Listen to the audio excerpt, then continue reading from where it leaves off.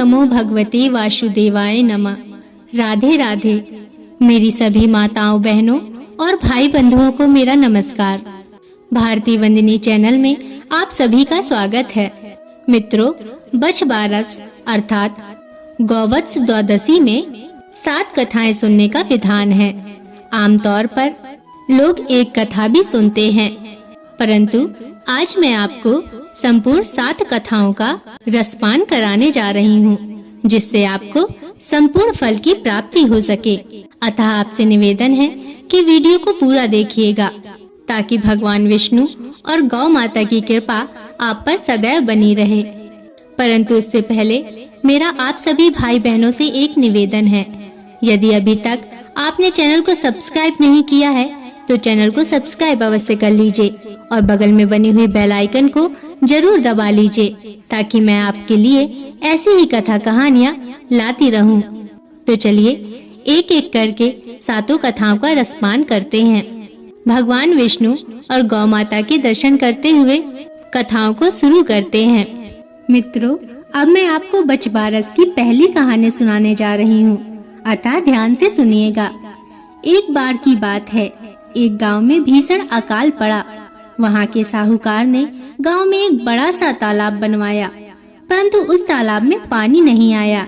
इससे चिंतित होकर साहूकार ने पंडितों को बुलाया और तालाब में पानी लाने के लिए उपाय पूछा। पंडितों ने बताया, साहूकार, तुम्हारे जो 2 पोते हैं, अगर उनमें से किसी एक की तुम बलि दे दो तो तालाब में पानी आ सकता है। साहूकार ने सोचा, कुछ भी हो जाए, गांव की भलाई के लिए सब कुछ करना चाहिए।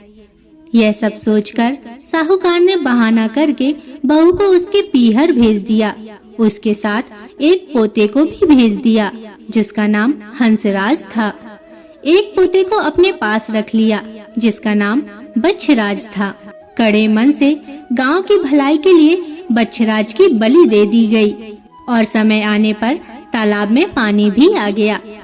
साहूकार ने तालाब पर एक बड़े यज्ञ का आयोजन किया, लेकिन झिझक और डर के कारण बहू को बुलावा नहीं भेज पाए।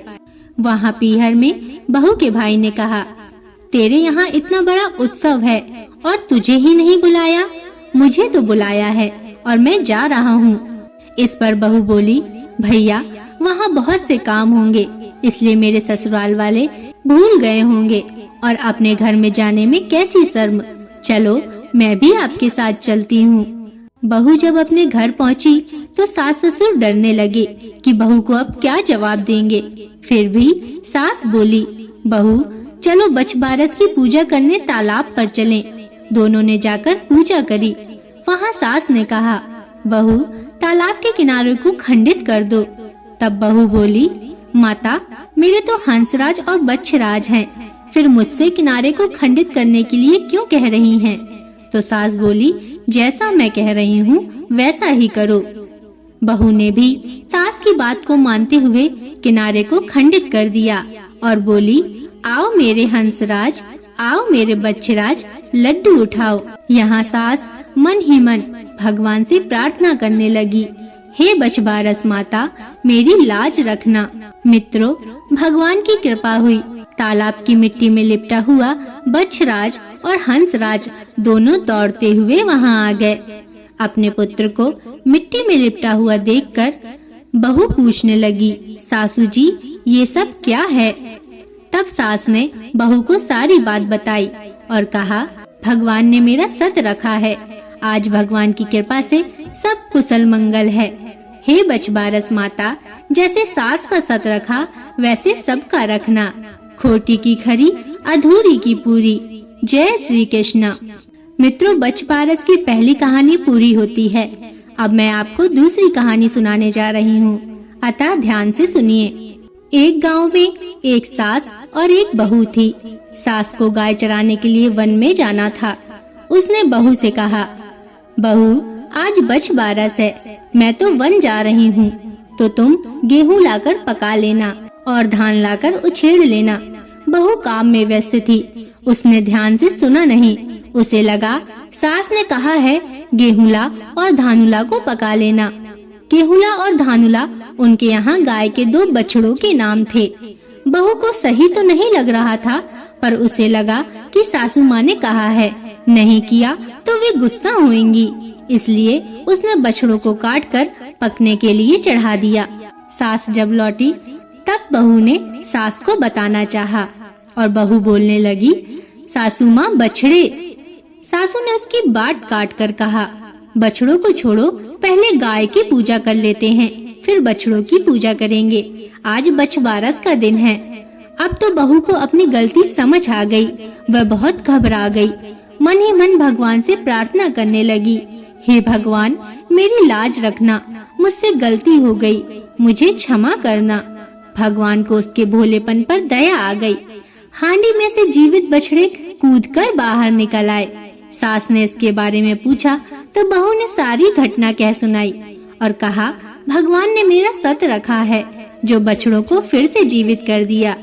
हे बछबारस माता, जैसे बहू की लाज रखी वैसी सबकी रखना। खोटी की खरी, अधूरी की पूरी। जय श्री कृष्ण। मित्रों, यह बछबारस की दूसरी कथा यहाँ पूरी होती है। अब मैं आपको तीसरी कहानी सुनाने जा रही हूँ, अतः ध्यान से सुनिए। मित्रों, भादों का महीना आया, बछबारस की तिथि आई। इंद्र की इंद्राणी पूजा करने के लिए धरती पर आई तो उनको एक गाय दिखी। गाय को देखकर वे सभी बड़ी प्रसन्न हुई और गाय माता की पूजा करने लगी। वे गाय की आगे से पूजा करती तो गाय सींग मारती और अगर पीछे से पूजा करती तो लातों से मारती। इंद्राणियां बोली, हे गाय, हम तो तुम्हें पूज रहे हैं और तुम हमें ही मार रही हो। तब गाय बोली, मुझ अकेली को क्या पूजती हो, बछड़ा और गाय दोनों की पूजा करो। तब इंद्र की इंद्राणियों ने दर्भ का बच्चा बनाया और गाय के पास बिठाया और अमृत के छींटे दिए। गाय के पास आते ही बछड़ा जीवित हो गया और गाय का दूध पीने लगा। इंद्राणियों ने उनकी पूजा की। फिर गाय बछड़े को लेकर घर आई। गाय के साथ बछड़ा देखकर मालकिन ने उसे घर में नहीं घुसने दिया। वो गाय को कहने लगी, मेरे तो बच्चा नहीं है और तू बच्चा लेकर आई है। यहाँ मेरे लिए अगर बच्चा लाएगी तभी तुझे अंदर घुसने दूंगी। तब गाय बोली, अभी तो मुझे अंदर ले लो, अगली बछबारस को मैं तुम्हें बेटा दूंगी। मित्रों, समय बीतने के बाद अगली बछबारस आई। गाय वन में गई। इंद्राणियां पूजा करने लगी तो गाय पूजा नहीं करने दे रही थी, मार रही थी। तो इंद्राणियां बोली, हे गाय, अब तुझे क्या चाहिए? तब गाय बोली, पिछले वर्ष मुझे बच्चा दिया, अब मेरी मालकिन को भी बच्चा दो, नहीं तो वो मुझे घर में नहीं आने देगी, तभी मैं तुम सबको पूजा करने दूंगी। तब इंद्र की इंद्राणियों ने दर्भ का बच्चा बनाया और दर्भ का पालना बनाया। पालने को गाय के सींगों से बांधकर उसमें बच्चे को लिटाया और अमृत का छींटा दिया। फिर इंद्राणियों ने गाय की पूजा करी। गाय बच्चे को लेकर घर गई तो सारी औरतें कहने लगी, सेठानी, गाय तेरे लिए बच्चा लाई है। सेठानी, गाय तेरे लिए बच्चा लाई है। सेठानी ने गाय को गाजे बाजे से सामने लिया। गाय माता ने सेठानी को बच्चा दिया।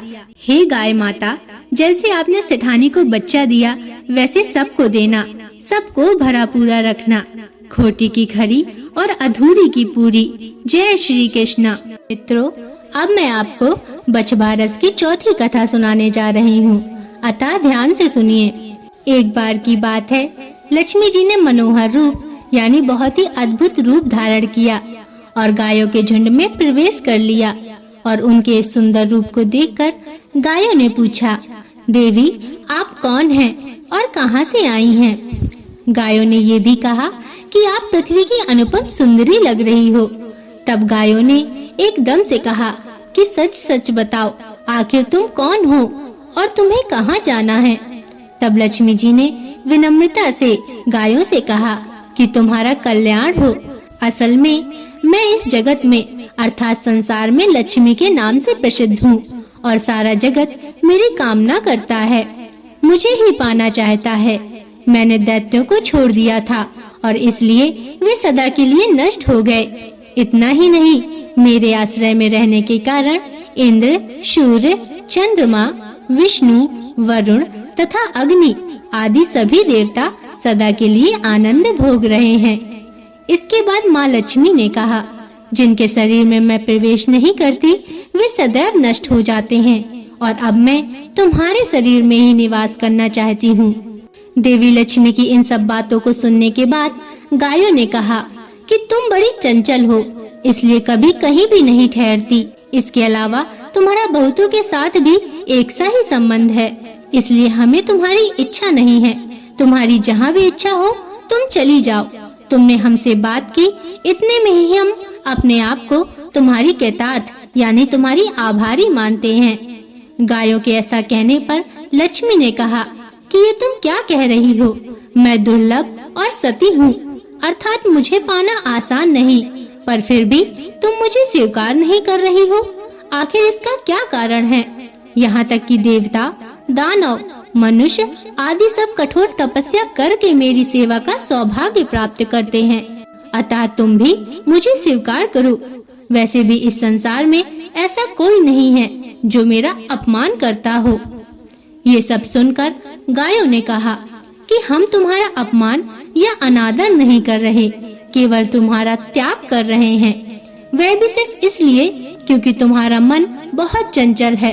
तुम कहीं भी जमकर नहीं रहती, अर्थात एक स्थान पर नहीं रुक सकती, इसलिए अब बातचीत करने से कोई लाभ नहीं। तुम जहाँ जाना चाहती हो जा सकती हो। इस तरह से गायों ने माँ लक्ष्मी का त्याग कर दिया, क्योंकि गायों को मालूम था कि लक्ष्मी कभी किसी एक के पास नहीं रहती, बल्कि पूरे संसार में घूमती रहती है। पर फिर भी माँ लक्ष्मी ने हार नहीं मानी और इतना सब होने के बाद भी वार्तालाप जारी रखा। अब आखिर में माँ लक्ष्मी ने कहा, गायों, तुम दूसरों को आदर देने वाली हो और यदि तुमने ही मुझे त्याग दिया तो सारे जगत में मेरा अनादर होने लगेगा। इसलिए तुम मुझ पर भी अपनी कृपा करो। मैं तुमसे केवल सम्मान चाहती हूँ। तुम लोग सदा सबका कल्याण करने वाली पवित्र और सौभाग्यवती हो, तो मुझे भी बस आज्ञा दो कि मैं तुम्हारे शरीर के किस भाग में निवास करूं। इसके बाद गायों ने भी अपना मन बदल लिया और गायों ने कहा, हे यशस्विनी, हमें तुम्हारा सम्मान अवश्य ही करना चाहिए, इसलिए तुम हमारे गोबर और मूत्र में निवास करो, क्योंकि हमारी ये दोनों वस्तुएं ही परम पवित्र हैं। तब माँ लक्ष्मी ने कहा, धन्यवाद और धन्य भाग मेरे, जो तुम लोगों ने मुझ पर अनुग्रह किया, यानी मेरे प्रति इतनी कृपा दिखाई। मैं अवश्य ऐसा ही करूंगी। मैं सदैव तुम्हारे गोबर और मूत्र में ही निवास करूंगी। सुखदायिनी गायों, अर्थात सुख देने वाली गायों, तुमने मेरा मान रख लिया, अतः तुम्हारा भी कल्याण हो और इस संसार में सदैव ही तुम्हारी इन दोनों वस्तुओं को ही लक्ष्मी यानी कि मेरा रूप समझा जाएगा। हे गौ माता, जैसी कृपा आपने माता लक्ष्मी पर करी, ऐसे हम सभी पर करना। खोटी की खरी और अधूरी की पूरी। जय श्री कृष्णा। मित्रों, गणेश जी की कहानी सभी प्रकार के व्रत में सुनी जाती है। कोई भी व्रत करने पर उस व्रत की कहानी के अलावा गणेश जी की कहानी भी कही और सुनी जाती है। इससे व्रत का पूरा फल मिलता है। व्रत की कहानी के साथ गणेश जी की कहानी अवश्य सुननी चाहिए। अतः मैं आपको गणेश जी की कहानी सुनाने जा रही हूँ। ध्यान से सुनिए। एक बार गणेश जी एक लड़के का वेश धरकर नगर में घूमने निकले। उन्होंने अपने साथ में चुटकी भर चावल और चुल्लू भर दूध ले लिया। नगर में घूमते हुए जो मिलता उसे खीर बनाने का आग्रह करते। विनायक जी बोलते, माई खीर बना दे। लोग ऐसा सुनकर हंसते। बहुत समय तक वे घूमते रहे, मगर कोई भी खीर बनाने को तैयार नहीं हुआ।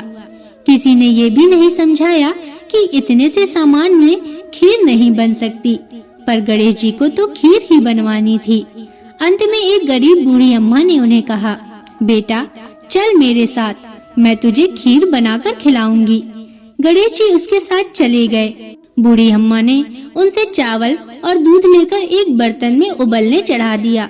दूध में ऐसा उफान आया कि बर्तन छोटा पड़ने लगा। बूढ़ी अम्मा को तो बहुत आश्चर्य हुआ। वे कुछ समझ नहीं पा रही थीं। अम्मा ने घर का सबसे बड़ा बर्तन रखा, वो भी पूरा भर गया। खीर बढ़ती जा रही थी, उसकी खुशबू भी चारों तरफ फैल रही थी। खीर की मीठी मीठी खुशबू के कारण अम्मा की बहू के मुंह में पानी आ गया। उसकी खीर खाने की तीव्र इच्छा होने लगी। उसने एक कटोरी में खीर निकाली और दरवाजे के पीछे बैठकर बोली, ले गणेश, तू भी खा, मैं भी खाऊं। और ऐसा कहकर उसने खीर खा ली। बूढ़ी अम्मा ने बाहर बैठे गणेश जी को आवाज लगाई, बेटा तेरी खीर तैयार है, आकर खा ले।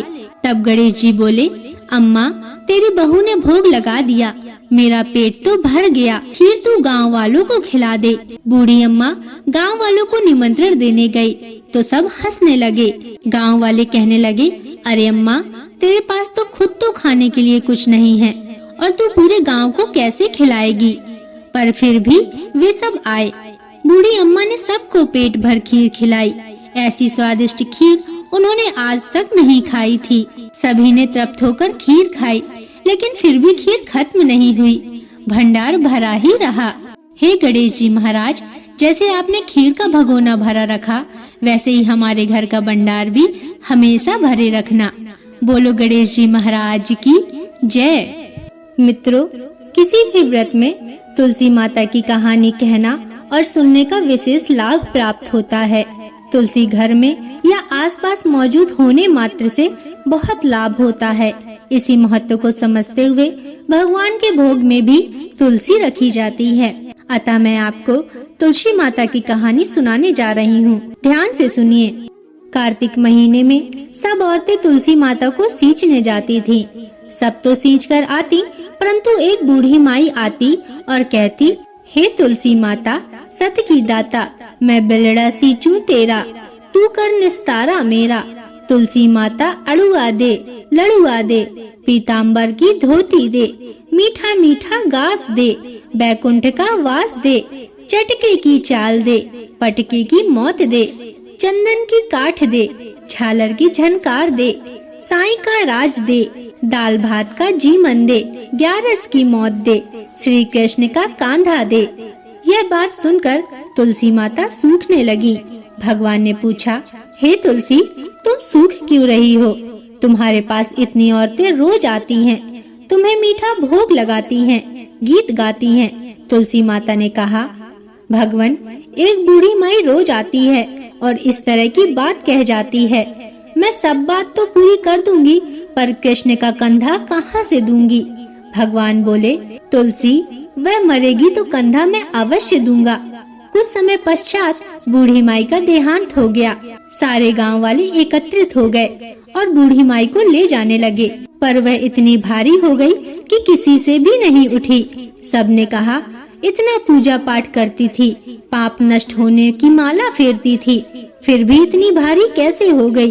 तब वहाँ बूढ़े ब्राह्मण के रूप में भगवान आए और वहाँ उपस्थित लोगों से पूछने लगे, भाई ये भीड़ कैसी है? तब वहाँ खड़े लोगों ने बताया, ये बूढ़ी माई मर गई है, पापिन थी, इसलिए भारी हो गई है, किसी से भी नहीं उठ रही है। भगवान ने कहा, मुझे इसके कान में एक बात कहने दो, शायद उठ जाए। भगवान ने बूढ़ी माई के पास जाकर कान में कहा, बूढ़ी माई मन की निकाल ले, अड़ुआ ले, गड़ुआ ले, पीताम्बर की धोती ले, मीठा मीठा ग्रास ले, बैकुंठ का वास ले, चटक की चाल ले, चंदन की काठ ले, झालर की झंकार ले, दाल भात का जीवन ले और कृष्ण का कांधा भी ले। इतना सुनना था कि बुढ़िया हल्की हो गई। भगवान अपने कंधे पर ले गए और बुढ़िया को मुक्ति मिल गई। हे तुलसी माता, जैसे मुक्ति बूढ़ी माई को करी, वैसी ही हमारी भी करना और जैसे उसको कांधा मिला वैसा सभी को देना। बोलो तुलसी माता की जय। मित्रों, अब मैं आपको लपसी और तपसी की कहानी सुनाने जा रही हूँ। लपसी तपसी की कहानी व्रत के समय सुनी जाने वाली कहानी में एक मुख्य कहानी है, अतः ध्यान से सुनिए। एक लपसी था और एक तपसी था। तपसी हमेशा भगवान की तपस्या में लीन रहता। लपसी रोजाना 1.25 सेर की लापसी बनाकर भगवान को भोग लगाया करता और उसी को जीमता था। एक दिन दोनों झगड़ा करने लगे। तपसी बोला, मैं रोज भगवान की तपस्या करता हूँ, इसलिए मैं बड़ा हूँ। लपसी बोला, मैं रोज भगवान को 1.25 सेर लापसी का भोग लगाता हूँ, इसलिए मैं बड़ा हूँ। नारद जी वहाँ से गुजर रहे थे।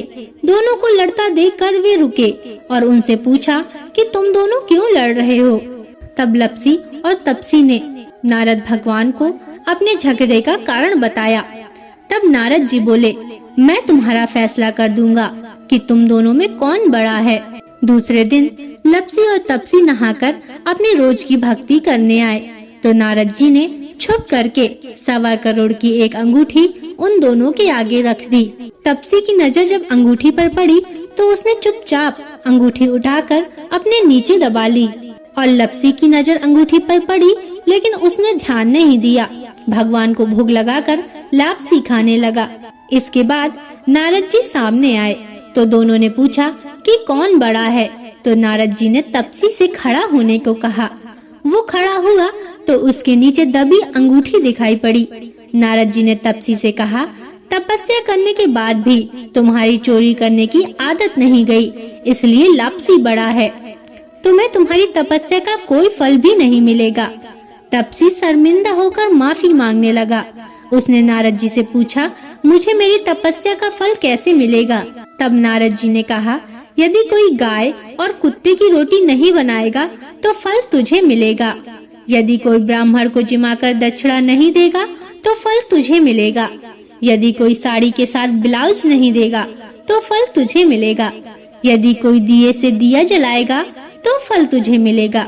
यदि कोई सारी कथा कहानी सुने लेकिन तुम्हारी कहानी नहीं सुने तो फल तुझे मिलेगा। मित्रों, उसी दिन से हर व्रत कथा कहानी के साथ लप्सी और तपसी की कहानी भी सुनी और कही जाती है। जय हो नारद जी की, जय श्री नारायण। मित्रों, आशा करती हूँ कि आपको बछबारस या गौवस द्वादशी की ये संपूर्ण कथाएं पसंद आई होंगी। मित्रों, बछबारस में ये सभी कथाएं सुनने का विधान है। इससे संपूर्ण फल की प्राप्ति होती है, परंतु आमतौर पर ये सभी कथाएं एक साथ मिलना मुश्किल होता है। अगर आप सभी को मेरी यह कोशिश पसंद आई हो तो मेरे YouTube चैनल को सब्सक्राइब अवश्य करिएगा और वीडियो को लाइक अवश्य करिएगा और कमेंट में जरूर लिखिएगा, श्री हरि विष्णु की जय, गौ माता की जय। अब अगले वीडियो तक के लिए नमस्कार।